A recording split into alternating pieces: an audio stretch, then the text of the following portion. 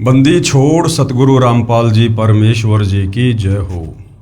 परमपिता परमात्मा सारी सृष्टि के रचनहार कुल मालिक असंख्य ब्रह्मांडों के स्वामी जगत गुरु तीनों लोकों में प्रवेश करके सबका धारण पोषण करने वाले राजाधीराज आत्माधार नाथों के नाथ देवों के देव महादेव सर्वेश्वर महेश्वर मृत्युंजय अजरो अमर आदि अनादि सनातनी प्रभु जगत पिता जगदीश्वर श्री श्री 1008 की उपाधि के वास्तविक अधिकारी अकाल मूरत शब्द स्वरूपी राम वासुदेव सर्वगतम ब्रह्म परम पूज्य प्रथम पूज्य परम संत परम पुरुष परम धनी परम दयालु सत्य कबीर हक्का कबीर अल्लाहु कबीर अल्लाहु अकबर बाखबर अल्लाह ताला जगत के तारणहार जगत के मुक्तिदाता जगत के जगन्नाथ हारे के सहारे हिंदुओं के राम मुसलमानों के अल्लाह सिखों के वाहिगुरु ईसाइयों के मसीह दया के सागर दयानिधि करुणा के सागर करुणानिधि स्वयंभू परिभू संकट मोचन कष्टहरण मंगलकरण दुख भंजन अविगत कबीर निर्विकार निर्विषम परमात्मा अलय अलेख सतगुरु आदि अनादि सतगुरु असली मर्यादा पुरुषोत्तम असली राम असली कृष्ण असली घनश्याम असली मुरारी राजाओं के राजा महाराजाओं के महाराजा शहंशाहों के शहंशाह सम्राटों के सम्राट भगवानों के भगवान अल्लाहों के अल्लाह प्रभुओं के प्रभु मसीहाओं के मसीह सच्चे वाहिगुरु बाबाओं के बाबा पीरों के पीर सेठों के सेठ जगत सेठ सावड़सा सेठ सर्वगुण संपन्न अनंत कोटि कलाओं के स्वामी अनंत कोटि ब्रह्मांडों के नायक योगियों में महायोगी ध्यानियों में महाध्यानी सिद्धों में परम सिद्ध ज्ञानियों में तत्व ज्ञानी ब्रह्म ज्ञानी महाज्ञानी परम ज्ञानी सर्वश्रेष्ठ ज्ञानी विज्ञानी युवा कबीर समरथ कबीर असमवात अमित ओजा सच्चे रहनुमा करीम अल्लाह सुबहान अल्लाह दुनिया के अंतिम पैगंबर 8 सितंबर 1951 से गांव धनाना जिला सोनीपत हरियाणा भारतवर्ष की पावन भूमि पे प्रकट रियल कल की भगवान श्री नारायण साकार हरि श्री बाबा साहिब नूर अनंत परमात्मा सच्चे दरवेश सच्चे बाखबर संत श्रोमणी सतगुरु रामपाल जी परमेश्वर जी के चरण कमल में आप और हम सभी भाई बहनों का अनंत कोटि दंडवत प्रणाम। सत्साई भाई और बहनों, बहुत बड़ी दया बहुत बड़ी मेहर पूज्य गुरुदेव भगवान की परमेश्वर रामपाल जी की, जिनके शुभ आशीर्वाद से विशेष आशीर्वाद से उन्हीं के सत्संगों के संग्रह के ऊपर बन चुकी पवित्र आध्यात्मिक पुस्तक कबीर बड़ा या कृष्ण के ऊपर वीडियो बनाने की श्रृंखला जारी है। इसी श्रृंखला में आज हमारा ये 21वें नंबर का वीडियो है और इस पवित्र पुस्तक के प्रत्येक वीडियो से हिंदू समाज से जुड़े भाई बहनों को अध्यात्म के विषय में भक्ति मार्ग के विषय में शास्त्र अनुकूल साधना के विषय में सब कुछ जानने और समझने को मिल रहा है। ये पवित्र पुस्तक कबीर बड़ा या कृष्ण पवित्र हिंदू धर्म के चारों वेद पवित्र गीता जी और 18 पुराणों के ज्ञान से परिपूर्ण है। यदि आपने निष्पक्ष होकर धैर्य के साथ रुचि लेकर इस पवित्र पुस्तक को पढ़ लिया और समझ लिया तो आप अपने आत्मा का कल्याण करवा सकते हैं और अपने आने वाली पीढ़ियों का उद्धार का मार्ग भी खोल सकते हैं। तो भाई और बहनों, इस पवित्र पुस्तक के अंदर जो अमृत ज्ञान छुपा हुआ है, जिस ज्ञान की लालसा चाहत इस आत्मा को सदियों से है, युगों युगों से है, लेकिन ये हमारे नादान धर्म गुरु तत्व ज्ञान के अभाव में, सृष्टि रचना की जानकारी के अभाव में हमें इन धर्मशास्त्रों का निष्कर्ष निकाल कर नहीं दे पाए कि ये पवित्र शास्त्र हमें किस भगवान की और कौन सी साधना करने की ओर संकेत दे रहे हैं। अब दया हुई है परमपिता परमेश्वर जी की, साक्षात कबीर देव सतलोक से चलकर धरती पर प्रकट हुए हैं तत्वदर्शी संत के रूप में और आज सारे विश्व को आत्म कल्याण के लिए शास्त्र अनुकूल साधना और तत्व ज्ञान दे रहे हैं। तो भाई और बहनों, इस पवित्र पुस्तक के ऊपर जो वीडियो बनाने की श्रृंखला जारी है और जो विषय चल रहा है वो है जनता की अदालत में कबीर बड़ा या कृष्ण। सबसे बड़ा भगवान कौन, सुप्रीम गॉड कौन, सारी सृष्टि का पालन करता कौन, सर्व ब्रह्मांडों को रचने वाला परमात्मा कौन, इस बात को लेकर बहस छिड़ी हुई है।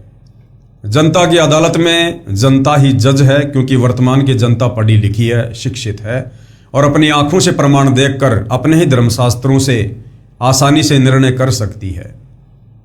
तो जनता की अदालत में श्री कृष्ण उर्फ विष्णु को पूर्ण परमात्मा बताने वाले उनके वकील हैं सर्व हिंदू धर्मगुरु आचार्य शंकराचार्य, और इधर कबीर जी को सुप्रीम कोर्ट बताने वाले हैं उनके वकील सतगुरु रामपाल जी।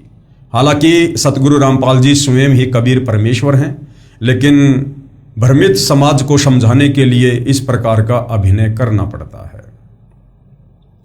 तो तमाम हिंदू धर्मगुरुओं का यह दावा है कि हमारे चारों वेदों में, गीता जी में, पुराणों में श्री कृष्ण उर्फ विष्णु को अर्थात ब्रह्मा विष्णु महेश को ही पूर्ण परमात्मा बताया गया है, सबसे सर्वशक्तिमान परमात्मा बताया गया है।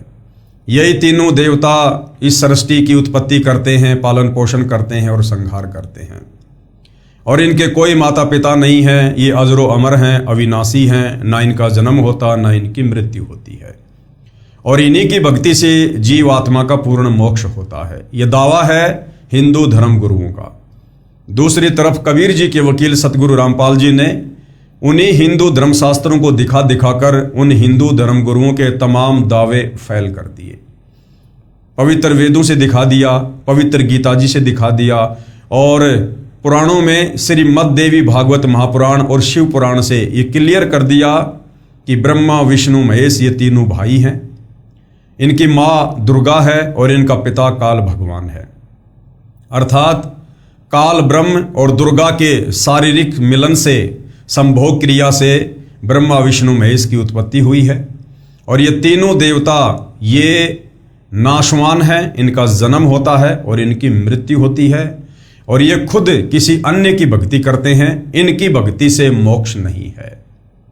और ये तीनों केवल एक एक गुण के स्वामी हैं, रजगुण के ब्रह्मा जी, सतगुण के विष्णु जी और तमोगुण के शंकर जी, और ये केवल नियम अनुसार ही कार्य कर सकते हैं, अपनी हद से बाहर निकलकर ये अपनी मर्यादा नहीं तोड़ सकते, अर्थात ये अधीन हैं, ये परतंत्र हैं।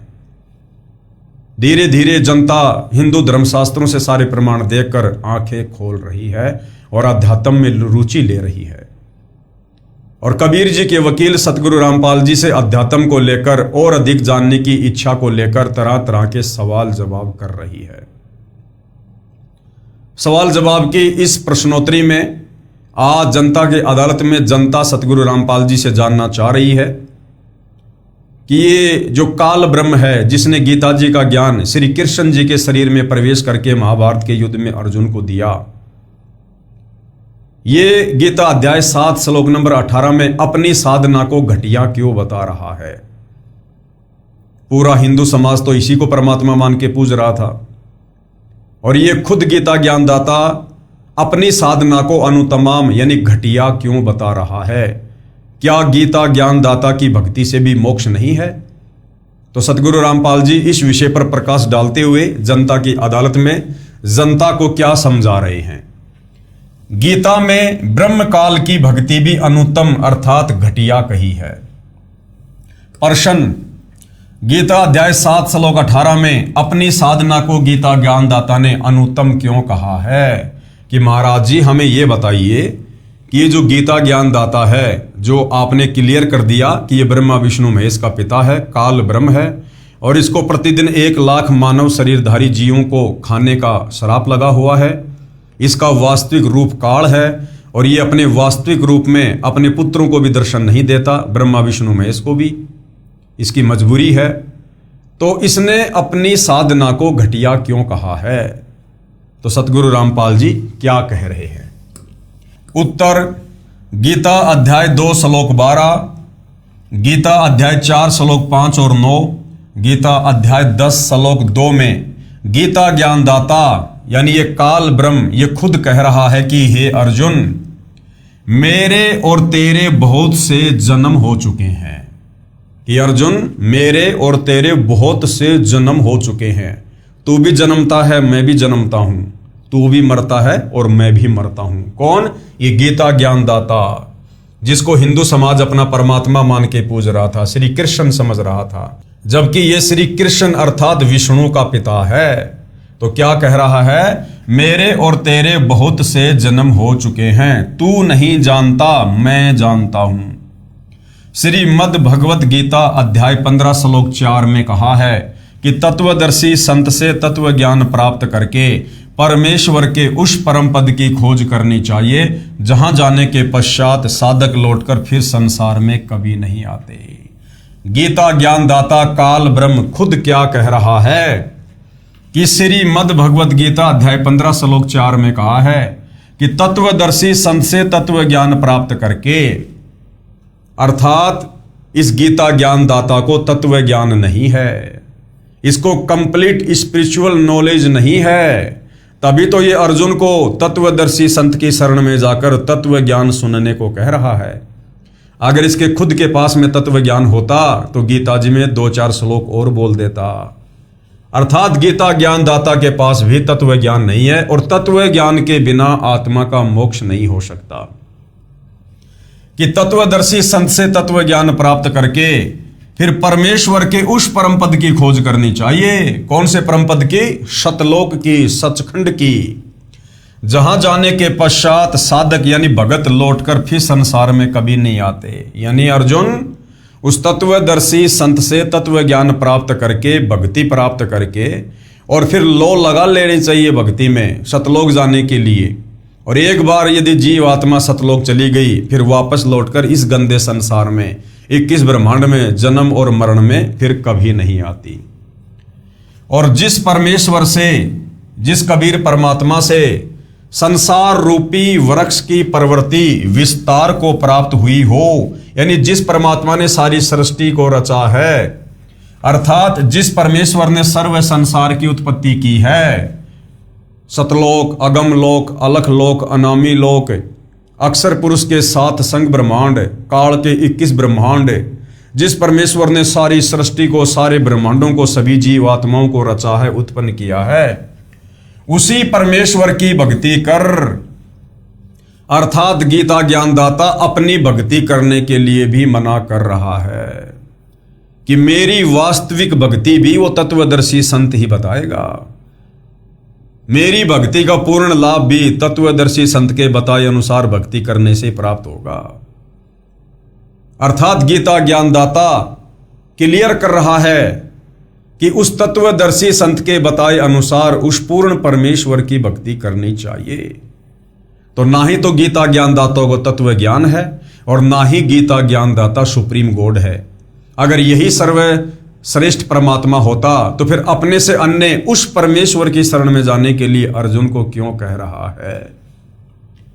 फिर गीता अध्याय 18 श्लोक 62 में गीता ज्ञानदाता ने कहा है कि हे अर्जुन, तू सर्व भाव से उस परमेश्वर की शरण में जा। देखो फिर गीता अध्याय 18 श्लोक 62 में भी कह रहा है अर्जुन को कि अर्जुन तू सर्व भाव से, यानी और सारी पूजा पाठ छोड़ के उस तत्वदर्शी संत के बताए अनुसार उस परमेश्वर की शरण में जा, उस परम अक्षर ब्रह्म की, तत् ब्रह्म की, कबीर देव की भक्ति कर।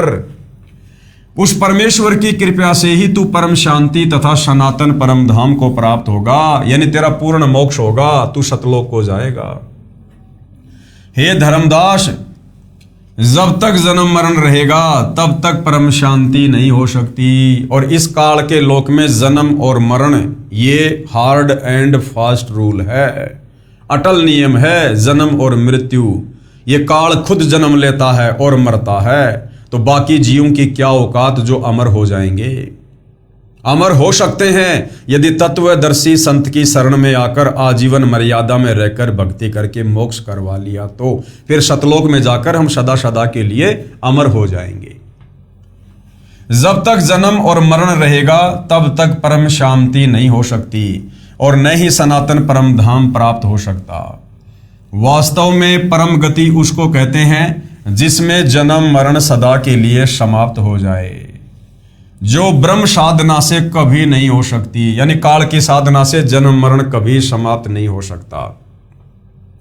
इसलिए गीता अध्याय 7 श्लोक 18 में गीता ज्ञानदाता ने, इस काल ब्रह्म ने, ब्रह्मा विष्णु महेश के पिता ने, दुर्गा के पति ने बताया है कि जो ज्ञानी आत्मा है मेरे विचार में सब नेक हैं, परंतु वे सब मेरी अनुत्तम यानी घटिया गति में ही लीन है।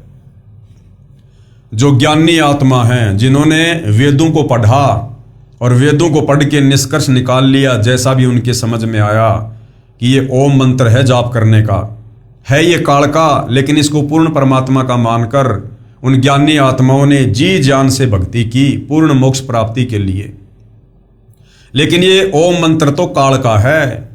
अंत में वो ब्रह्मलोक में चले गए और ब्रह्मलोक में गए हुए प्राणी गीता अध्याय 8 श्लोक 16 के अनुसार फिर जन्म और मरण में आते हैं। तो ये काल ब्रह्म कह रहा है गीता अध्याय 7 श्लोक नंबर 18 में कि अर्जुन, ये ज्ञानी आत्मा है तो उदार, ये अच्छी है, नेक है, ये समर्पित हो गए बेचारे परमात्मा पाने के लिए, लेकिन ये मेरी वाली घटिया साधना में लगे रहे। मेरी वाली साधना को, मेरे ओम मंत्र को ये परमात्मा का मंत्र मानकर बेचारे लगे रहे, जिस कारण से ये भी मोक्ष प्राप्त नहीं कर पाते और अंत में इनको भी ब्रह्मलोक से वापस आकर जन्म और मरण में पड़ना पड़ता है, क्योंकि वे मेरी यानी ब्रह्म की भक्ति कर रहे हैं। ब्रह्म की साधना का ओम मंत्र है, इससे ब्रह्मलोक प्राप्त होता है। गीता अध्याय 8 श्लोक 16 में स्पष्ट है कि ब्रह्मलोक में गए हुए साधक भी पुनः लौटकर संसार में आते हैं, इसलिए उनको परम शांति नहीं हो सकती, सनातन परम धाम प्राप्त नहीं हो सकता, यानी काल की साधना से परम गति नहीं हो सकती।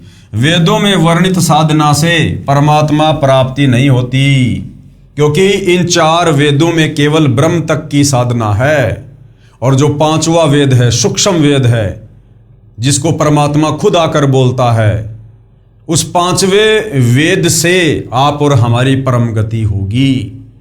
जब उस 5वें वेद के ज्ञान को बताने वाला परमात्मा कबीर देव खुद तत्वदर्शी संत के रूप में धरती पर प्रकट होता है, और उस समय यदि हम उनकी शरण में जाकर आजीवन मर्यादा में रहकर भक्ति करते हैं तो फिर हमारी परम गति होती है, हमारा जन्म मरण समाप्त होता है।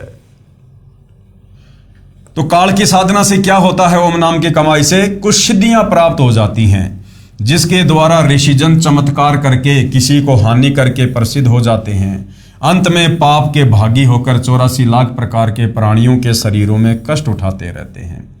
इसलिए ब्रह्म साधना से होने वाली गति अर्थात उपलब्धि अनुत्तम है, यानी घटिया है।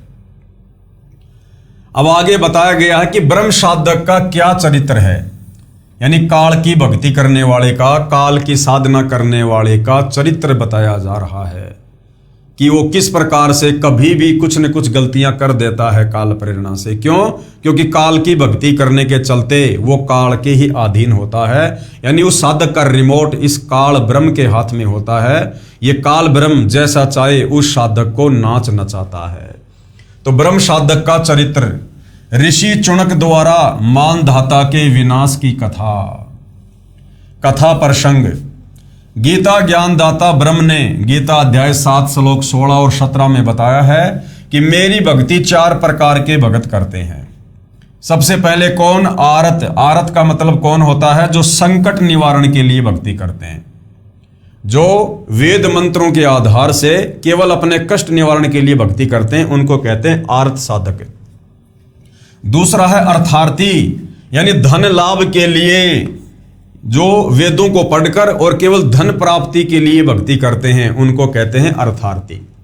तीसरे नंबर पर है जिज्ञासु, जो ज्ञान प्राप्त करके वक्ता बन जाते हैं। और चौथा है ज्ञानी, जो केवल मोक्ष प्राप्ति के लिए भक्ति करने वाले हैं। इनमें से 3 को छोड़कर, यानी अर्थार्थी, आर्त और जिज्ञासु, काल ने तीनों को रिजेक्ट कर दिया। और चौथा जो ज्ञानी है उसके विषय में काल कह रहा है इनमें से 3 को छोड़कर चौथे ज्ञानी को अपना पक्का भगत गीता ज्ञानदाता ने बताया है। पेश है गीता अध्याय 7 श्लोक 16 और 17 की फोटोकॉपियां। गीता अध्याय 7 श्लोक 16 की फोटोकॉपी। चतुर्विधा, यानी 4 प्रकार के साधक भजनते, यानी भजते हैं, माम यानी मुझे, जना, शुक्रतिन अर्जुन, आरत जिज्ञासु अर्थार्थी, ज्ञानी चय भरत वर्षभ। हे भरतवंशियों में श्रेष्ठ अर्जुन, उत्तम कर्म करने वाले अर्थार्थी, आर्त, जिज्ञासु और ज्ञानी, ऐसे 4 प्रकार के भगत जन मुझको भजते हैं, यानी मेरी भक्ति करते हैं। फिर आगे देखिए गीता अध्याय 7 श्लोक नंबर 17 की फोटोकॉपी। तेसाम ज्ञानी नित्य युक्त है एक भक्ति विशिष्टे प्रिय ही ज्ञानिनः अत्यथम अहम च मम प्रिय। अब क्या कहा है कि वो चौथा जो ज्ञानी है वो मुझे प्रिय है और मैं उसको प्रिय हूं। उनमें नित्य मुझ में एक ही भाव से स्थित अनन्य प्रेम भक्ति वाला ज्ञानी भगत अति उत्तम है, क्योंकि मुझको तत्व से जानने वाले ज्ञानी को मैं अत्यंत प्रिय हूं और वह ज्ञानी मुझे अत्यंत प्रिय है। क्योंकि वो जो ज्ञानी भगत होता है वो बेचारा ना कोई वक्ता बनने की चाहत रखता है, ना कोई धन कमाने की चाहत रखता है, ना कोई अपना संकट निवारण चाहता है। वो चाहता है कि किसी प्रकार से मेरा जन्म और मरण, ये मेरा रोग कट जाए, मुझे परम गति प्राप्त हो जाए। उसके लिए वो अपने घर परिवार शरीर आदि की चिंता ना करके और वेदों का निष्कर्ष निकाल कर अपनी बुद्धि स्तर से ओम नाम को सर्वश्रेष्ठ मंत्र परमात्मा का मान के और वो आत्म कल्याण के लिए भजन करता है। तो काल कहता है कि वो जो अनन्य भाव से यानी केवल सर्व भाव से जो मुझ काल की ओम नाम के साथ में साधना करता है बिना किसी जिज्ञासा के निष्काम भाव से, वो ज्ञानी भगत मुझे प्रिय है। ज्ञानी की विशेषता क्या बताई है? ज्ञानी वह होता है जिसने जान लिया कि मनुष्य जीवन केवल मोक्ष प्राप्ति के लिए ही प्राप्त होता है। उसको यह भी ज्ञान होता है कि पूर्ण मोक्ष के लिए केवल एक परमात्मा की भक्ति करनी चाहिए। पूर्ण मोक्ष के लिए केवल एक ही परमात्मा की भक्ति करनी चाहिए, अन्य किसी और की नहीं। यानी व्यभिचारिणी भक्ति इस मार्ग में नहीं चलती है। व्यभिचारिणी भक्ति का मतलब होता है अपने एक इष्ट के साथ अन्य की भी पूजा करना। उसको यह भी ज्ञान होता है कि पूर्ण मोक्ष के लिए केवल एक परमात्मा की भक्ति करनी चाहिए। अन्य देवताओं जैसे रजगुण ब्रह्मा जी, सतगुण विष्णु जी तथा तमगुण शिव जी की भक्ति से पूर्ण मोक्ष नहीं होता। उन ज्ञानी आत्माओं को गीता अध्याय 4 श्लोक 34 तथा यजुर्वेद अध्याय 40 मंत्र 10 में वर्णित तत्वदर्शी संत न मिलने के कारण है। अब वो ज्ञानी आत्मा भाई और बहनों क्यों मार खा गई? क्योंकि उनको तत्वदर्शी संत नहीं मिला। कौन तत्वदर्शी संत? जिसका जिक्र गीता जी और वेदों में है। उन ज्ञानी आत्माओं को गीता अध्याय 4 श्लोक 34 तथा यजुर्वेद अध्याय 40 मंत्र 10 में वर्णित तत्वदर्शी संत ना मिलने के कारण उन्होंने वेदों से स्वयं निष्कर्ष निकाल लिया कि ब्रह्म समर्थ परमात्मा है, कि ये काल ही समर्थ भगवान है और ओम इसकी भक्ति का मंत्र है। इस साधना से ब्रह्म लोक प्राप्त हो जाता है, यही मोक्ष है। इसलिए वो बेचारे ज्ञानी भी धोखा खा जाते हैं। पेश है यजुर्वेद अध्याय 40 मंत्र 15 की फोटोकॉपी। ये देखिएगा, ये श्लोक आप जियों के सामने है भाई और बहनों।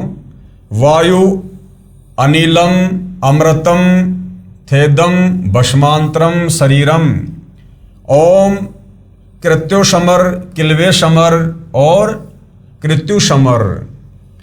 गुरुदेव ने प्रत्येक शब्द का यहां पर शब्दार्थ किया है। हम सीधा सीधा इसके भावार्थ पे चलेंगे। ये फोटोकॉपी यजुर्वेद अध्याय 40 मंत्र 15 की है। इसका अनुवाद महर्षि दयानंद आर्य समाज प्रवर्तक ने किया है, जो गलत है। इसके मूल पाठ में स्पष्ट किया है कि ओम कृत्युषमर किल्वेशमर और कृत्युमशमर, यानी ओम नाम का जाप कार्य करते करते हुए करो, विशेष कसक के साथ सुमरण करो और मानव जन्म का मुख्य उद्देश्य मानकर सुमरण करो। महर्षि दयानंद जी ने लिखा है कि जिसका ओम नाम उसको स्मरण कर, उसको याद कर। यानी जिसका ओम मंत्र है ना, उसको याद कर, यानी काल को याद कर, ब्रह्म को याद कर, ओम मंत्र का जाप नहीं करना। यह कहना है महर्षि दयानंद जी का। अर्थात इन्होंने वेदों के अर्थों का अनर्थ किया है। महर्षि दयानंद जी ने लिखा है कि जिसका ओम नाम है उसको सुमर, यानी उसको याद कर। यहीं से गलत अर्थ हो जाता है। हमने वेद के मंत्र को देखना है, अनुवाद गलत है उसे छोड़ देना है। इस यजुर्वेद अध्याय 40 मंत्र 15 का यथार्थ अनुवाद इस प्रकार है। ओम नाम का सुमरण कार्य करते करते करो, यानी अपना काम धंधा भी करो। किसान है तो अपना खेत में मजदूरी करो, नौकरी वाला है अपना काम धंधा करो। वो कार्य करते करते भी जो मंत्र है उसका जाप करो और विशेष तड़प के साथ करो। मनुष्य जीवन का परम कर्तव्य मानकर सुमरण करो, यानी मनुष्य जन्म केवल मोक्ष प्राप्ति के लिए मिलता है और भक्ति से ही मोक्ष होगा, ये सोचकर विशेष कशक के साथ करो। ओम का जाप मृत्यु पर्यंत करने से इतना अमृतत्व प्राप्त हो जाएगा जितना ओम के सुमरण से होता है। यजुर्वेद अध्याय 40 मंत्र 15। ज्ञानी आत्माओं ने परमात्मा प्राप्ति के लिए हठ योग किया, एक स्थान पर बैठकर घोर तप किया तथा ओम नाम का जाप किया, क्योंकि उनको गाइड करने वाला तत्वदर्शी संत उनको नहीं मिला, जिस कारण से वो मनमाना आचरण करने लग जाते हैं। जबकि वेदों व गीता में हठ करने, घोर तप करने वाले मूर्ख, दंभी तथा राक्षस बताए हैं। गीता अध्याय 3 श्लोक 4 से 9, गीता अध्याय 16 श्लोक 17 से 20 तथा गीता अध्याय 17 श्लोक 1 से 6। बताता हूं इनको हठयोग करने की प्रेरणा कहां से हुई। ये जो ज्ञानी हैं या ये जितने भी जो काल उपासक हैं, इनको ओम नाम के साथ साथ में तप करने की प्रेरणा कहां से हुई। श्री देवी पुराण गीता प्रेस गोरखपुर से प्रकाशित सचित्र मोटा टाइप के 3 स्कंद में लिखा है कि ब्रह्मा जी ने अपने पुत्र नारद को बताया कि जिस समय मेरी उत्पत्ति हुई, ब्रह्मा जी खुद कह रहा है कि मेरी भी उत्पत्ति हुई है, जबकि हमारे नादान धर्मगुरु श्री ब्रह्मा जी को सृष्टि का कर्ता, सृष्टि का उत्पत्ति कर्ता, प्रजापति, ना जाने क्या क्या संज्ञा देते हैं कि सब ब्रह्मा जी से उत्पन्न हुए हैं, ब्रह्मा जी का कोई जन्म नहीं हुआ। जबकि ब्रह्मा जी खुद स्वीकार करते हैं कि बेटा नारद, मेरी उत्पत्ति कमल के फूल पर हुई। श्री ब्रह्मा जी ने अपने पुत्र नारद को बताया कि जिस समय मेरी उत्पत्ति हुई मैं कमल के फूल पर बैठा था। आकाशवाणी हुई कि तप करो तप करो, मैंने 1000 वर्ष तप किया। अब उस समय तक तो ब्रह्मा जी ने वेदों की शक्ल भी नहीं देखी थी। जब काल ने इसको कमल के फूल पर सचेत किया और जैसे ही ब्रह्मा जी होश में आया और चारों तरफ देखा, यहां तो चारों तरफ जल ही जल है, पृथ्वी का कोई नामो निशान नहीं है। 1000 वर्ष तक ब्रह्मा जी घूमता रहा, अन्वेषण करता रहा। ब्रह्मा जी को कहीं पृथ्वी दिखाई नहीं दी। फिर इस काल ने, ब्रह्मा के पिता ने, काल ब्रह्म ने, गीता ज्ञानदाता ने आकाशवाणी की और कहा तप करो तप करो। तो ब्रह्मा जी ने तप करना शुरू किया और तप करने से ब्रह्मा जी को सिद्धियां प्राप्त हो गई। ब्रह्मा जी की बैटरी चार्ज कर दी काल ने। उसके बाद फिर आगे चलकर समुद्र मंथन में ब्रह्मा जी को वेद प्राप्त हुए और बाद में ब्रह्मा जी ने देखा कि वेदों में तो भैया कोई ब्रह्म परमात्मा है और उसका ओम मंत्र है। तो ब्रह्मा जी ओम मंत्र का जाप करने लगे और जो आकाशवाणी हुई थी, जो काल ने की थी, साथ में वो तप भी करने लगे और यही रोग फिर आगे ब्रह्मा जी के वंशजों को लग गया। तो क्या बताया ब्रह्मा जी ने नारद को कि बेटा नारद, श्री ब्रह्मा जी ने अपने पुत्र नारद को बताया कि जिस समय मेरी उत्पत्ति हुई, यानी मेरा जन्म हुआ, मैं होश में आया, मैं कमल के फूल पर बैठा था। आकाशवाणी हुई कि तप करो, मैंने 1000 वर्ष तक तप किया। पेश है गीता अध्याय 3 श्लोक 4 और 9 की फोटोकॉपियां। ये देखिएगा। न करणाम अनार मंभात नैष्क्रम्य पुरुष अश्नुते न च सन्न्यसनात एवं सिद्धिम समाधि गच्छति। ये देखिएगा, परंतु किसी भी मार्ग के अनुसार कर्मों का स्वरूप से त्यागने की आवश्यकता नहीं है, क्योंकि मनुष्य न तो कर्मों का आरंभ किए बिना निष्कर्मता को यानी योग निष्ठा को प्राप्त होता है और न कर्मों के केवल त्यागने मात्र से सिद्धि यानी सांख्य निष्ठा को ही प्राप्त होता है। आगे देखिए, गीता अध्याय 3 श्लोक नंबर 5 की फोटोकॉपी है। ये श्लोक भाई और बहनों आप जियों के सामने है, आप जी पढ़ सकते हैं। हम सीधा सीधा इसके हिंदी अनुवाद पे चलेंगे। निसंदेह कोई भी मनुष्य किसी भी काल में क्षण मात्र भी बिना कर्म किए नहीं रहता, क्योंकि सारा मनुष्य समुदाय प्रकृति जनित गुणों द्वारा परवश हुआ कर्म करने के लिए बाध्य किया हुआ है। प्रकृति जनित गुणों द्वारा, ये प्रकृति कौन है? ये दुर्गा है। ये ब्रह्मा विष्णु महेश दुर्गा के पुत्र हैं।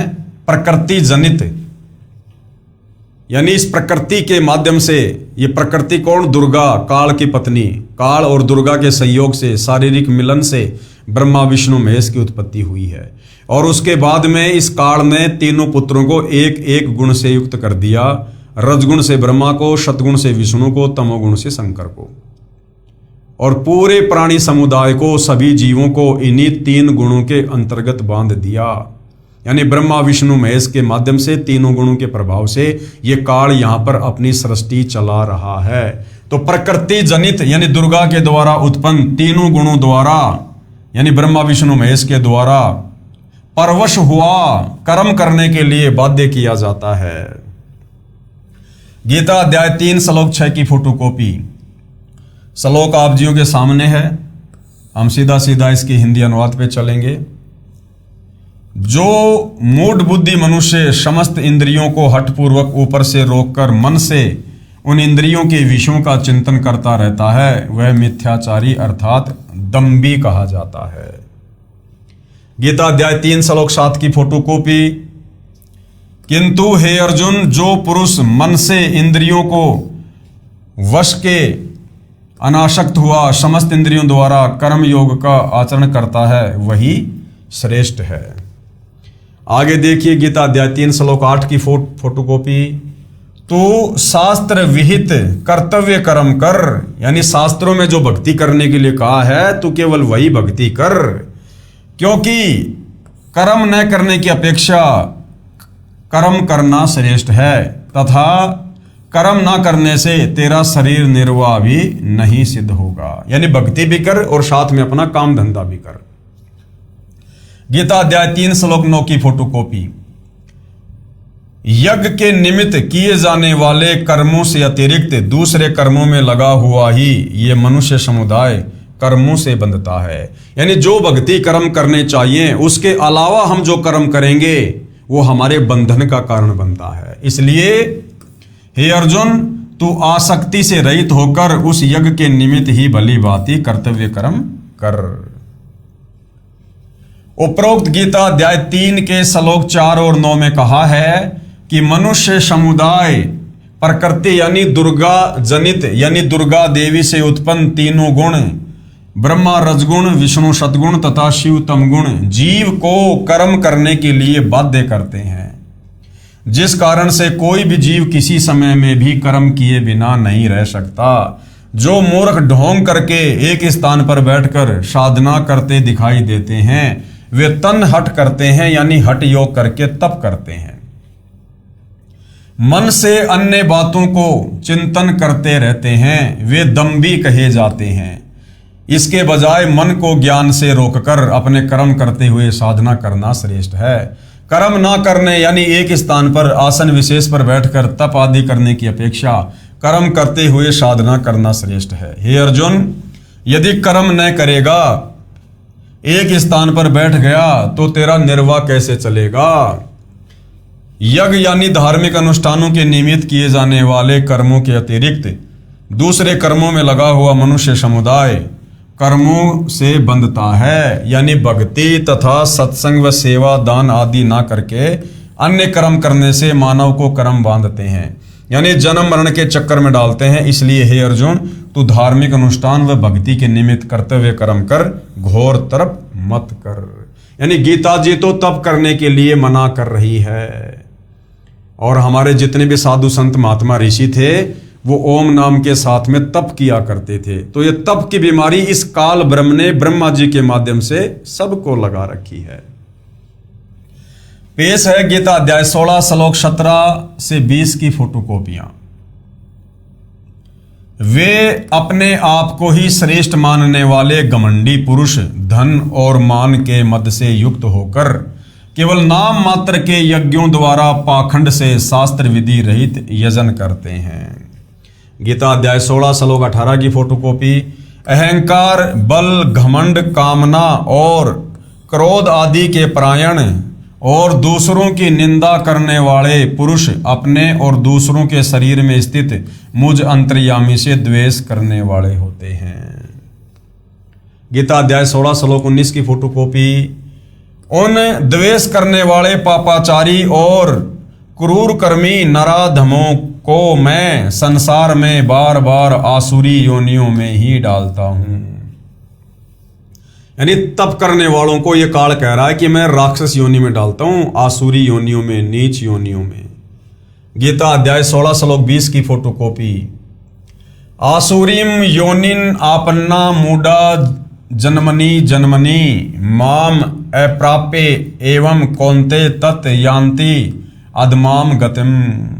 हे अर्जुन, वे मूढ़ मुझको न प्राप्त होकर ही जन्म जन्म में आसुरी योनि को प्राप्त होते हैं, फिर उससे भी अति नीच गति को प्राप्त होते हैं, अर्थात घोर नरकों में पड़ते हैं।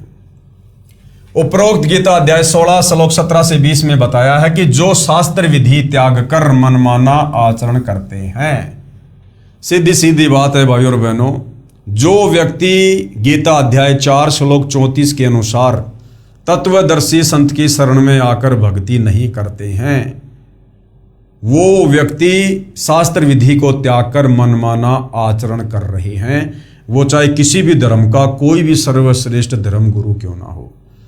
और सीधा सीधा अर्थ यह है कि वर्तमान में इस धरती पर सतगुरु रामपाल जी को अपना सतगुरु धारण ना करके कोई भी धर्मगुरु, कोई भी व्यक्ति मंदिर, मस्जिद, चर्च, गुरुद्वारे किसी भी देश में, पृथ्वी के किसी भी कोने पर जो भी भक्ति कर रहा है वो शास्त्र विधि को त्याग के मनमाना आचरण है। वे अपने आप चुनी हुई भक्ति साधना करते हैं। जैसे हमारे हिंदू धर्मगुरु अपने मनमुखी मंत्र जाप बना लेते हैं, राधे राधे श्याम मिला दे, हरे राम हरे कृष्णा, जय जय राम सीताराम, ओम नमो भागवते वासुदेवाय नमः। तो वो अपने आप ही अपनी साधना को चुन लेते हैं काल प्रेरणा से और अपने अनुयायियों को दे देते हैं, जिस कारण से वो भी नरक में और उनके भगत भी नरक में। वे अपने आप चुनी हुई भक्ति साधना करते हैं। वे अपने आप को ही श्रेष्ठ मानने वाले घमंडी पुरुष शास्त्र विधि रहित भक्ति करते हैं। ये जितने भी धर्मगुरु हैं सारे के सारे घमंडी हैं, घमंडी, क्योंकि काल प्रेरणा से शास्त्र विरुद्ध साधना कर रहे हैं। अब इनको जो लाभ मिल रहा है, जो महिमा मिल रही है, ये महिमा और लाभ इनको अपने किसी पूर्व मनुष्य जन्म में की गई सत भक्ति के कारण वर्तमान में मिल रही है। यानी पहले इन्होंने कभी किसी जन्म में पूर्ण परमात्मा की शरण में आकर दान धर्म करके जो अपनी आध्यात्मिक बैटरी चार्ज की थी, उसका फल ये वर्तमान में मनुष्य जन्म प्राप्त करके भोग रहे हैं। लेकिन वर्तमान में ये शास्त्र विरुद्ध साधना कर रहे हैं और फिर भी इनको लाभ हो रहे हैं, तो ये सोच रहे हैं कि हम जो कर रहे हैं बस वो सर्वश्रेष्ठ है। इसी धोखे में काल इनको डाल के रखता है। मेरी बात ना मानकर मेरे से द्वेष करने वाले होते हैं। उन द्वेष करने वाले यानी मनमाना आचरण करने वाले, पाप कर्म करने वाले पापाचारी, यानी जो शास्त्र विधि को त्याग के मनमाना आचरण करता है, समझो पाप कर रहा है। पापाचारी, क्रूर कर्मी और नीच मनुष्यों को संसार में बार बार आसुरी योनियों में डालता हूं। हे अर्जुन, वे मूढ़ यानी मूर्ख मुझको न प्राप्त होकर जन्म जन्म में आसुरी यानी राक्षस योनि प्राप्त जन्म को प्राप्त होंगे। आज ये हमारे धर्मगुरु, साधु संत, महात्मा, ऋषि, मंडलेश्वर आचार्य, शंकराचार्य, आज ये सब शास्त्र विधि को त्याग के मनमाना आचरण कर रहे हैं। और यदि समय रहते इन्होंने अपने हाथ खड़े नहीं किए और सतगुरु रामपाल जी की शरण में आकर शास्त्र अनुकूल साधना नहीं की, तो गीता जी के अनुसार अगले जन्मों में ये काल इनको आसुरी योनियों में डालेगा, जन्म जन्म आसुरी योनियों में। फिर उससे भी अधमाम यानी अति नीच गति को प्राप्त होते हैं, भूत प्रेत बनेंगे, फिर नरक में जाएंगे। विचार गीता में स्पष्ट है कि जो एक स्थान पर बैठकर घोर तप करते हैं वे मूर्ख राक्षस व्यक्ति हैं, घोर नरक में गिरते हैं, नीच योनियों को प्राप्त होते हैं। आप जी ने श्री देवी पुराण के प्रथम स्कंद के अध्याय 4 में पढ़ा कि श्री विष्णु जी घोर तप कर रहे थे। श्री विष्णु जी ने कहा है कि मैं तप करता रहता हूं, फिर राक्षसों को मारता हूं, कभी अवसर मिला तो लक्ष्मी के साथ सुखपूर्वक समय बिताने का सौभाग्य प्राप्त होता है। गीता जी में तप करने वालों को मूर्ख यानी नराधम नीच मनुष्य राक्षस कहा है। अब बताओ श्री विष्णु जी क्या हैं? श्री विष्णु जी खुद स्वीकार कर रहे हैं श्री देवी पुराण में कि मैं तो घोर तप करता हूं, और गीता जी मना कर रही है कि जो व्यक्ति घोर तप करते हैं वो तो मनुष्यों में नीच हैं। तो देख लो भाई और बहनों, श्री विष्णु जी को कितना ज्ञान है अध्यात्म के विषय में। अगर गीता ज्ञान दाता श्री कृष्ण उर्फ विष्णु होता तो क्या श्री विष्णु को इस बात का नहीं पता कि गीता जी में तो जो तप करते हैं उनको नीच की संज्ञा दी है, फिर विष्णु जी खुद क्यों तप करते हैं? अर्थात ये गीता जी का ज्ञान श्री कृष्ण और विष्णु ने नहीं, बल्कि श्री कृष्ण जी के शरीर में प्रेत की भांति प्रवेश करके इस काल ब्रह्म ने बोला है। श्री विष्णु जी तप करने में लगे रहते हैं। इससे यह भी सिद्ध होता है कि श्री कृष्ण जी को गीता ज्ञान का कै ख भी पता नहीं था। मां दुखी रहते हैं, कभी घोर तप करते हैं, सिद्धि प्राप्त करके राक्षसों से युद्ध करते रहते हैं, नारकीय जीवन जी रहे हैं। परमेश्वर कबीर जी ने कहा वह सत्य सिद्ध होता है कि ब्रह्मा विष्णु शिव जी दुखिया जिन ये राह चलाई हो, और साच कहूं तो जगत नहीं माने और झूठूं जगपति आई हो। अब आपके श्री कृष्ण उर्फ श्री विष्णु जी ही गलत साधना करते हैं तो आप उनके पुजारियों का क्या हाल होगा? आपको यथार्थ भक्ति का ज्ञान नहीं है। और आगे पढ़ें गीता अध्याय 17 श्लोक 1 से 6 में। अब धर्मदास जी की आंखें फटी की फटी रह गई सारे प्रमाण देखकर। जैसे गीता अध्याय 16 श्लोक 23-24 में कहा है कि जो साधक शास्त्र विधि को त्याग कर अपनी इच्छा से मनमाना आचरण करते हैं, जैसे धर्मदास भी शास्त्र विधि को त्याग कर अपनी इच्छा से अपने गुरु के कहे अनुसार मनमाना आचरण करने के लिए ही मथुरा में आया हुआ था। उनको न तो कोई सुख की प्राप्ति होती है, न उनको सिद्धि प्राप्त होती है, यानी कोई कार्य सिद्ध नहीं होता, ना उनकी कोई गति यानी मुक्ति होती है। इसलिए अर्जुन, शास्त्रों में वर्णित विधि से साधना कर, चारों वेद और गीता जी जो बता रहे हैं वही भक्ति कर, और फिर तत्वदर्शी संत मिलने के बाद जैसा तत्वदर्शी संत तुझे निर्देशित करे केवल वैसी ही भक्ति कर। अध्याय 16 में कुल 24 श्लोक हैं। इसके पश्चात अध्याय 17 प्रारंभ हो जाता है, जिसके श्लोक नंबर 1 से 6 में इसी से संबंधित प्रसंग है। अर्जुन ने गीता अध्याय 17 श्लोक 1 में प्रश्न किया कि हे कृष्ण, क्योंकि अर्जुन को तो श्री कृष्ण ही बोलता दिखाई दे रहा था, इसलिए कृष्ण कह रहा है, जबकि श्री कृष्ण जी के शरीर में वो काल प्रवेश था। ये जो मनुष्य शास्त्र विधि त्याग कर श्रद्धा युक्त होकर देव आदि यानी देवी देवताओं की पूजा करते हैं, उनकी स्थिति कौन सी है? सात्विक, राजसी या तामसी? गीता ज्ञान देने वाले ने बताया कि उनकी भक्ति तो शास्त्र विधि त्याग कर मनमाना आचरण ही है, परंतु वे अपने अपने स्वभाव अनुसार भक्ति के लिए इष्ट चुनते हैं। जो अच्छे स्वभाव के यानी जो सात्विक हैं वे देवताओं की पूजा करते हैं। गीता अध्याय 7 श्लोक 12 से 15 तथा 20 से 23 में देवताओं के पुजारियों को राक्षस स्वभाव को धारण किए हुए मनुष्य में नीच दूषित कर्म करने वाले मूर्ख कहा है। देवताओं की पूजा शास्त्र विधि त्याग कर मनमाना आचरण होने से व्यर्थ बताई है, नहीं करनी चाहिए, क्योंकि गीता जी मना कर रही है देवी देवताओं की पूजा करने के लिए, ब्रह्मा विष्णु महेश की पूजा करने के लिए। जो यक्षों की पूजा करते हैं वे राजस गुण से युक्त हैं, तथा जो भूत प्रेत और पितरों को पूजते हैं, जैसे ये श्राद्ध वगैरह निकालना, उनका स्वभाव तामस गुण युक्त होता है।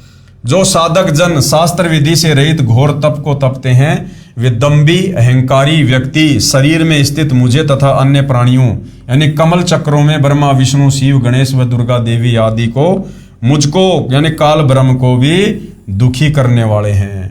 उन अज्ञानियों को असुर यानी राक्षस स्वभाव के जान। पेश है गीता अध्याय 17 श्लोक 1 से 6 की फोटोकॉपी। हे कृष्ण, जो मनुष्य शास्त्र विधि को त्याग कर श्रद्धा से युक्त हुए देव आदि का पूजन करते हैं, उनकी स्थिति फिर कौन सी है? सात्विक है अथवा राजसी या तामसी? आगे देखिएगा गीता अध्याय 17 श्लोक 2 की फोटोकॉपी। मनुष्यों की वह शास्त्रीय संस्कार से रहित केवल स्वभाव से उत्पन्न श्रद्धा सात्विकी और राजसी तथा तामसी ऐसे तीनों प्रकार की ही होती है, उसको तू मुझसे सुन। गीता अध्याय 17 श्लोक 3। हे भारत, सभी मनुष्यों की श्रद्धा उनके अंतःकरण के अनुरूप होती है। यह पुरुष श्रद्धामय है, इसलिए जो पुरुष जैसी श्रद्धा वाला है वह स्वयं भी वही है। गीता अध्याय 17 श्लोक 4 की फोटोकॉपी। सात्विक पुरुष देवों को पूजते हैं, राजस पुरुष यक्ष और राक्षसों को तथा अन्य जो तामस हैं यानी जो तमोगुणी मनुष्य हैं वे प्रेत और भूत गणों को पूजते हैं। गीता अध्याय 17 श्लोक 5 की फोटोकॉपी। हे अर्जुन, जो मनुष्य शास्त्र विधि रहित केवल मन कल्पित घोर तप को तपते हैं तथा दंभ और अहंकार से युक्त एवं कामना आसक्ति और बल के अभिमान से भी युक्त हैं।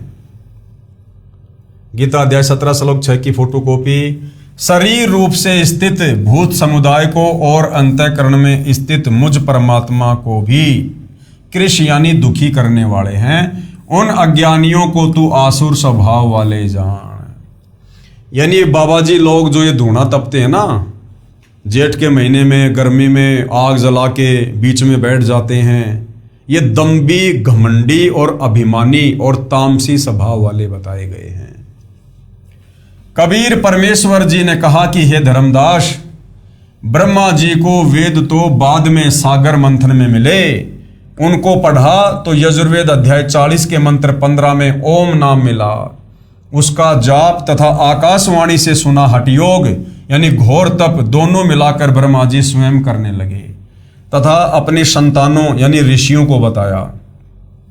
चारों वेदों तथा इन्हीं का निष्कर्ष श्रीमद् भगवद गीता में हठ करने घोर तप करने वालों को राक्षस, क्रूर कर्मी, नराधम यानी नीच व्यक्ति कहा है। अब सोचिए ब्रह्मा जी किस श्रेणी में है।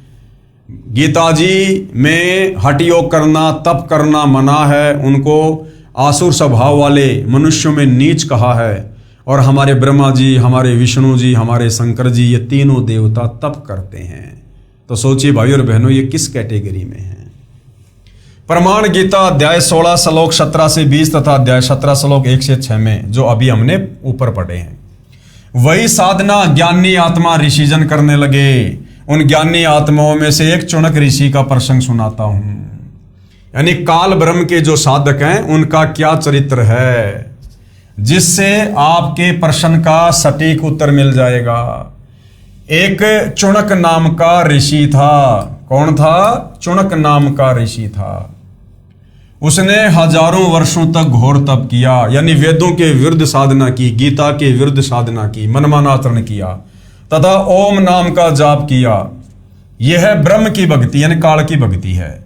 और ब्रह्म ने प्रतिज्ञा कर रखी है कि मैं किसी साधना यानी न वेदों में वर्णित यज्ञ से, न जप से, न तप से किसी को भी दर्शन नहीं दूंगा, क्योंकि इसको शराप लगा हुआ है।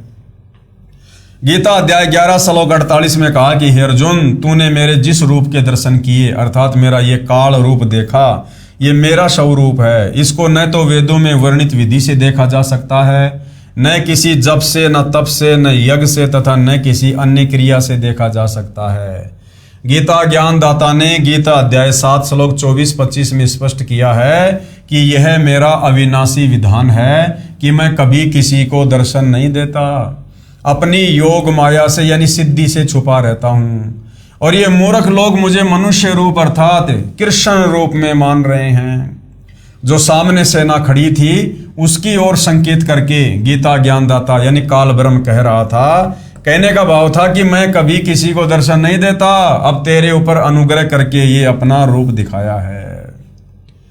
भावार्थ, वेदों में वर्णित विधि से तथा अन्य प्रचलित क्रियाओं से ब्रह्म प्राप्ति नहीं है, इसलिए उस चुनक ऋषि को परमात्मा प्राप्ति तो हुई नहीं, सिद्धियां प्राप्त हो गई। ओम नाम का जाप और साथ में तप करने से चुनक ऋषि को सिद्धियां प्राप्त हो गई। ऋषियों ने उसी को भक्ति की अंतिम उपलब्धि मान लिया। जिसके पास अधिक सिद्धियां होती थी वह अन्य ऋषियों से श्रेष्ठ माना जाने लगा। यही उपलब्धि चुनक ऋषि को हुई थी। एक मानधाता चक्रवर्ती राजा था। चक्रवर्ती वो होता है जिसका पूरी पृथ्वी पर शासन हो। उसके पास 72 अक्षौणी यानी 72 करोड़ सेना थी। राजा ने अपने अधीन राजाओं को कहा कि जिसको मेरी पराधीनता स्वीकार नहीं है वे मेरे साथ युद्ध करें। एक घोड़े के गले में एक पत्र बांध दिया कि जिस राजा को राजा मानदाता की अधीनता स्वीकार ना हो वो इस घोड़े को पकड़ ले और युद्ध के लिए तैयार हो जाए। पूरी पृथ्वी पर किसी भी राजा ने घोड़ा नहीं पकड़ा। घोड़े के साथ कुछ सैनिक भी थे। वापस आते समय ऋषि चुनक ने पूछा कि कहाँ गए थे सैनिकों? उत्तर मिला कि पूरी पृथ्वी पर घुमाए, किसी ने घोड़ा नहीं पकड़ा, किसी ने राजा का युद्ध नहीं स्वीकार किया। ऋषि ने कहा कि मैंने ये युद्ध स्वीकार कर लिया। काल ब्रह्म के साधक का चरित्र कैसा होता है? दम्भी, अभिमानी, घमंडी। मानदाता ने जो घोड़ा छोड़ा था कि भाई अगर कोई मेरे से युद्ध करना चाहे तो इस घोड़े को पकड़ ले, किसी ने घोड़ा नहीं पकड़ा। सैनिक घोड़ा लेकर वापस आ रहे थे मानदाता की झोपड़ी के पास से। मानदाता ने पूछा, सैनिकों जब तुम गए तब भी घोड़ा आगे था, तुम पीछे थे, घोड़े पर कोई सवार नहीं था, आ रहे हो तो भी घोड़ा खाली है, चक्कर क्या है? तो सैनिकों ने सारी बात बता दी। तो चुनक ऋषि ने उस राजा के अभिमान को तोड़ने के लिए और घोड़े को पकड़ लिया कि मैंने तुम्हारे राजा मानदाता का युद्ध स्वीकार कर लिया, मेरे से युद्ध करो और अपना घोड़ा ले जाओ। अब भाइयों और बहनों, यदि चुनक ऋषि को वास्तव में तत्वदर्शी संत प्राप्त होता तो ये आफत वो कभी मोल नहीं लेता। उसे अपने मनुष्य जीवन के लक्ष्य का पता होता कि मैंने भैया सांसारिक झमेलों से बाहर निकलकर, राजा लोग अपना काम करेंगे, करते रहेंगे, मैं बीच में टांग क्यों उड़ाऊं? मैं भगत हूं, मेरा काम भक्ति करना है, अपना मोक्ष प्राप्त करना है। लेकिन काल के साधक का चरित्र होता है दम्भी, घमंडी, अभिमानी। कब काल रिमोट दबा के उसको प्रेरणा कर दे। तो काल ने चुनक ऋषि को प्रेरणा कर दी और चुनक ऋषि ने राजा मानदाता के युद्ध को स्वीकार कर लिया, क्योंकि काल ने तो उसकी दुर्गति करवानी थी। उसकी सारी भक्ति कमाई जो उसने ओम नाम के जाप की तप की वो नष्ट करवानी थी।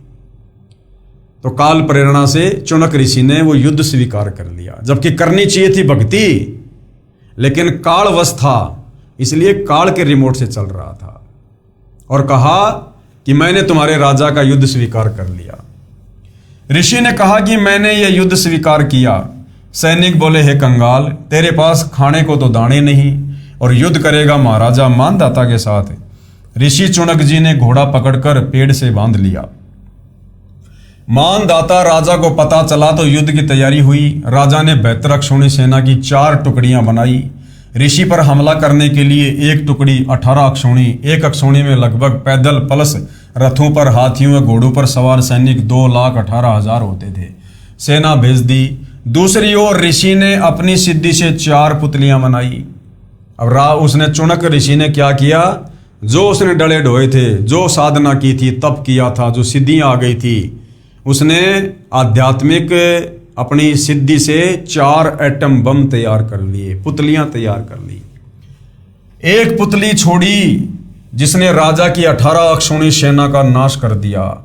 राजा ने दूसरी टुकड़ी छोड़ी, ऋषि ने दूसरी पुतली छोड़ी, उसने दूसरी टुकड़ी 18 अक्षौणी सेना का नाश कर दिया। इस प्रकार चुनक ऋषि ने मानदाता राजा की 4 पुतलियों से 72 अक्षौणी सेना नष्ट कर दी, जिस कारण से महर्षि चुनक की महिमा पूरी पृथ्वी पर फैल गई। इस अनर्थ के कारण सर्वश्रेष्ठ ऋषि माना गया।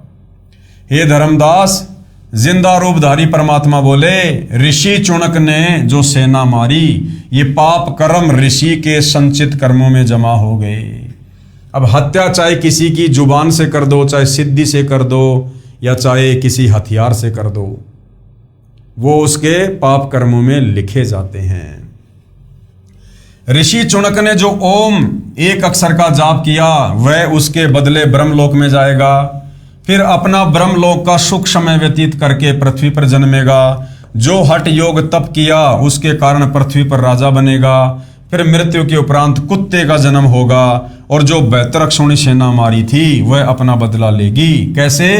कुत्ते के सिर में जख्म होगा और उसमें कीड़े बनकर 72 अक्षौणी सेना अपना बदला चुकाएगी।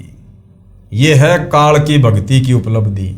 इसलिए हे धर्मदास, गीता ज्ञानदाता यानी काल ब्रह्म ने अपनी साधना से होने वाली गति यानी मुक्ति को अनुत्तम यानी अश्रेष्ठ कहा है।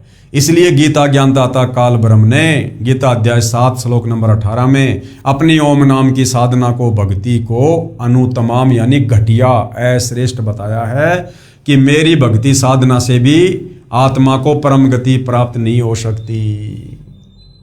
अब श्री कृष्ण जी के वकील जो जनता की अदालत में श्री कृष्ण जी की पैरवी कर रहे हैं, उनको सर्वश्रेष्ठ परमात्मा बता रहे हैं, वो क्या कह रहे हैं? श्री कृष्ण जी ने मोर ध्वज राजा के पुत्र ताम्र ध्वज को जीवित किया था। जो आरे यानी लकड़ी काटने का जो औजार होता है, लकड़ी को चीरने का, उस आरे से बीचों बीच चीर कर 2 फाड़ कर दिया था, वो मर गया था। क्या इनमें शक्ति नहीं है? अब जनता की अदालत में श्री कृष्ण जी के वकील हिंदू धर्मगुरु कह रहे हैं, जब देखा कि हमारी तो हर प्रकार से मिट्टी पलित कर दी कबीर जी के वकील सतगुरु रामपाल जी ने, हमारे ब्रह्मा विष्णु महेश को नाशवान घोषित करके, इनके माता पिता हैं, इनकी जन्म और मृत्यु होती है, ये सुप्रीम कोर्ट नहीं है, और जनता भी अपनी आंखों से देख रही है कि भाई कबीर जी के वकील सारी बातें सही कह रहे हैं। तो अपनी बेइज्जती होती देखकर अंत में श्री कृष्ण जी के वकील हिंदू धर्म गुरुओं ने अंत में एक दाव खेला कि हमारे श्री कृष्ण जी ने राजा मोर ध्वज के बेटे ताम्र ध्वज को और बीचों बीच आरे से चीरकर शरीर के 2 भाग करके जो मर चुका था फिर वापस उसको जोड़ के जीवित कर दिया। तो क्या श्री कृष्ण जी में शक्ति नहीं है क्या? ये भगवान नहीं है क्या? तो कबीर जी के वकील सतगुरु रामपाल जी भोली भाली जनता का किस प्रकार से ज्ञान आधार से समाधान कर रहे हैं कि भैया मैंने कब कहा कि इनमें शक्ति नहीं है, मैंने कब कहा कि ये भगवान नहीं है। इनमें शक्ति भी है, ये भगवान भी हैं, लेकिन इनकी शक्तियां सीमित है और ये केवल अपने अपने क्षेत्र के भगवान हैं, ये कंप्लीट भगवान नहीं हैं। तो राजा मोर ध्वज के पुत्र ताम्र ध्वज को चीरकर श्री कृष्ण जी ने क्यों जीवित कर दिया, इसके पीछे का कारण क्या था? और श्री कृष्ण जी महाभारत के युद्ध में मारे गए अपने सगे भाणजे अभिमन्यु को जीवित क्यों नहीं कर पाए? मोर ध्वज के बेटे ताम्र ध्वज को तो चीर के जीवित कर दिया श्री कृष्ण ने, लेकिन महाभारत के युद्ध के समय चक्रव्यूह में श्री कृष्ण जी का खुद का सगा भाणजा सुभद्रा का बेटा, क्योंकि सुभद्रा श्री कृष्ण जी की बहन थी, जब सुभद्रा का बेटा यानी अर्जुन का बेटा अभिमन्यु चक्रव्यूह में मारा गया था, सुभद्रा रो रही थी, अर्जुन रो रहा था। सुभद्रा अपने भाई श्री कृष्ण से प्रार्थना कर रही थी कि हे केशव, अपने भांजे को जीवित कर दो। आपने तो मोर ध्वज के बेटे ताम्र ध्वज को भी जीवित कर दिया था, तो श्री कृष्ण जी अपने सगे भांजे अभिमन्यु को जीवित क्यों नहीं कर पाए? अब जनता असमंजस में पड़ गई कि भाई बात तो सही है, अगर श्री कृष्ण जी ने ताम्र ध्वज को जिंदा कर दिया तो अपने भांजे को भी जीवित कर सकते थे, लेकिन क्यों नहीं किया? क्या कारण था, क्यों नहीं कर पाए? अब भाई और बहनों, इस विषय में भोली भाली जनता का समाधान सतगुरु रामपाल जी तत्व ज्ञान आधार से कर रहे हैं। इस विषय में भाई और बहनों हम अगले वीडियो में विशेष तौर पर चर्चा करेंगे। तो धीरे धीरे जनता की अदालत में जनता अध्यात्म से परिचित होती जा रही है और भक्ति मार्ग में रुचि ले रही है और अच्छे से भक्ति मार्ग पर लगने के लिए दृढ़ होकर सतगुरु रामपाल जी से हर प्रकार से अपना समाधान करवा रही है। तो भाई और बहनों, अगला विषय होगा हमारा कि श्री कृष्ण जी किस स्तर के भगवान हैं और ये कितने समर्थ हैं, ये क्या कर सकते हैं, क्या नहीं कर सकते हैं, और इनसे ऊपर सुप्रीम गॉड कबीर देव क्या कर सकता है। इस विषय पर हम अगले एपिसोड में चर्चा करेंगे। तब तक पूज्य गुरुदेव भगवान हम सबको आज्ञा दें, आशीर्वाद दें, सद्बुद्धि दें, हमारा मार्गदर्शन करें। बंदी छोड़ सतगुरु रामपाल जी परमेश्वर जी की जय हो।